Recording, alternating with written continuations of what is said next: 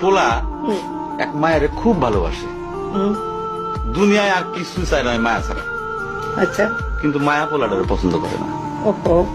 অনেক চেষ্টার পর মায়া সে পোলাটারে কইল যে ঠিক আছে, হ্যাঁ। আমি তোমারে ভালোবাসতে পারি, হ্যাঁ। আমার একটা জিনিস এনে দিতে হবে। কি রে?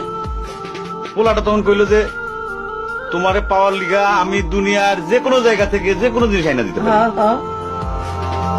মায়েরা তখন কইল তুমি তোমার মায়ের কলিজাটা আমার এনে দাও। কি ক কি ক কি কি কি- শুনোই না।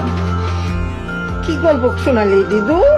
পোলা তখন দৌড়াইতে দৌড়াইতে তার মায়ের কাছে গেল, হ্যাঁ মারে যা কইল হ্যাঁ মা আমি একটা মায়ের ভালোবাসছি, আমি তার ছাড়া বাঁচব না, হ্যাঁ।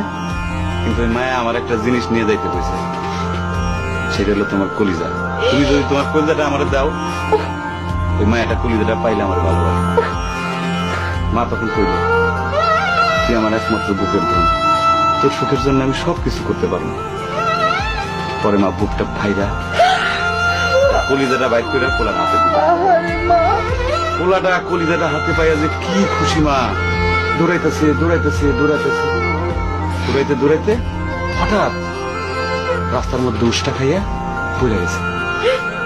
হাতের কলিজাটা হাতের থেকে ছুটে রাস্তার মধ্যে পড়ছে। তখন মায়ের কলিজাটা কইতেছে ব্যথা পাইছো বাজান?